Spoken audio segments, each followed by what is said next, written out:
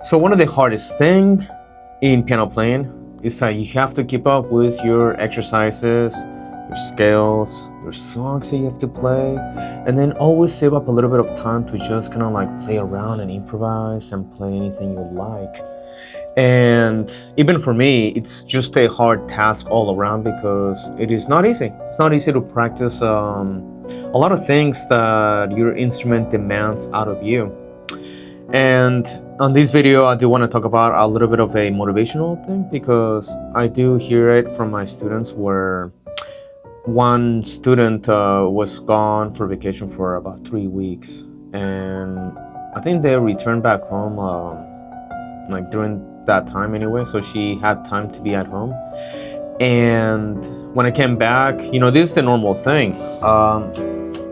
She was really rusty in her exercises, and there was a moment where she didn't felt she was capable of doing a certain recover from a mistake during an exercise, and she actually even started crying, and it happens a lot. It has happened to me too, where I noticed that my playing gets a little rusty, and I end up there was when I was a real younger dude, little kid, I ended up in tears when I was at a store and I saw a piano, but my keyboard was at a friend's house for 2 weeks, so I just didn't care to practice. And then when I started playing the piano at the store, I think it was at Walmart,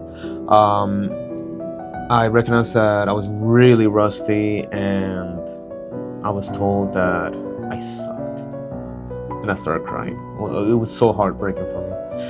So what kind of keeps us motivated to keep practicing? And there's a lot of videos on this topic of motivation, discipline, how to keep yourself on task day by day, because it's not easy. It's not easy to maintain yourself doing something that's difficult for long lapses of time, and it never actually gets easier, and you only get better. That's the thing. So this is a common idea, but I do want to talk about it because it is something that I always utilize when I have to remind myself why I'm doing this. So we know that when you start regressing, you need to have a why. You need to have a why, a reason to do something. And I figured out that, and this is specifically if you're playing a piano piece that you don't really like, but you just have to be able to play it in order to progress, because it is a homework assignment. I mean, I went through a lot of this in college, and I'm seeing it in my students as well, because a lot of times I get a lot of beginners. And the thing about beginners, or when you're beginning to play piano or any instrument, is that you want to play the songs that you want and like, but a lot of times we are just not able to recognize what is required for us to play the song that we actually like. So we immediately get discouraged, dismotivated, and actually lose interest when we have to do the basics, practice exercises, scales, songs that are not really in our palette of interest or taste. But you need to have a why. You need to have a why to keep going. You don't have a why you gotta do it. And I figured out 2 reasons. You want to have 2 components of a why. Let's have that set. You have a why, and then you have 2 pathways, and they're both correct, and they're both useful for whenever you don't want to practice. On one end, you want to ask yourself, why I'm doing this? And the reason is for the development of your skill. Now, this is more in the category of songs you don't like, exercises that are difficult, things that you just don't like, but you need to do. So always think to yourself why you need to do that. And the reason is because you need to develop your hands. Think of it as a gym. The hands are athletes, and the hands have to be capable of doing,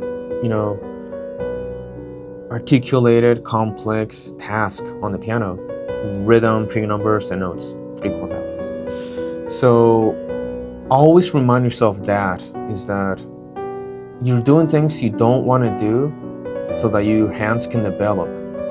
And I had to go through that in school a lot, so one of the reasons why I didn't pursue academics is because I just knew that in the, on the if I kept going, I knew that I was gonna have to really learn pages and pages and pages of songs that I just didn't like, I wasn't really into, but are required for orchestra performances and all that. So I decided to go my own way, and as soon as I was done with my piano and musicianship classes, I moved on and stepped out of school.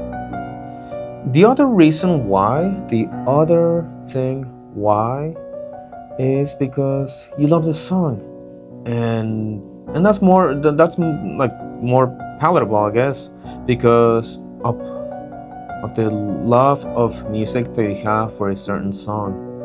And this is a better pathway, but it's not always there, because not always you're gonna need to play songs that you love. A lot of times I have my students play songs that I love and they don't love it. So what do I do in those parts? And if you're a piano teacher, or you're happen to play piano and you're up to the task of helping somebody play piano, yes, you need to give them material whether they like it or not. And you have to remind your students why they're doing this and what would happen if they don't succeed in that, which they regress and they have to redo everything again. So I believe there's only two reasons of the why. There's many videos about this, of the whys, so just think of those two. It's either because of the development that the technique of a song has that you must learn in order to progress to play better songs, and that's a good why. Like, that's actually a really why. You want to always see your hands as athletes, and you always want to keep your hands in shape.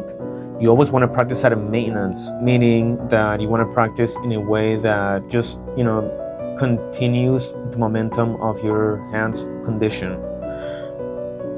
A lot of times when my students don't like the exercises that I have them do, I remind them that your hands are athletes and they're playing a sport. A song is kind of like a game. A song is a certain sport. Like if you see your hands as like basketball players outside of basketball playing, they still go for a jog every morning. They maintain themselves in a very good fit diet and all these things that are required to be just in condition. And then playing the music they love and the songs that they like and all that, that's actually the game that they're also need to perfect and get better at, which is the other one. So you don't need to complicate a lot of things when you're feeling dismotivated or just tired, burned out of all these things. Just think of a why, and there's only two pathways. One is for development, and the other one is for love. And that's kind of corny, to be honest. Love. That's what kept me up, to be honest, to keep me playing. A lot of the songs that I have is because I have a deep-rooted love for the music that I am playing. I love the music that I'm doing. I love the music that I'm learning. And just the fact that I'm just like so interested in a particular piece, it makes me, practice it in certain times where I just don't feel like it, And then you see the progress arise, and then you're back on it, and then the next times you play or you do exercises and all that, you're gonna recognize that things are a lot easier, so things are better now. So always figure out your why, two ways: development and love.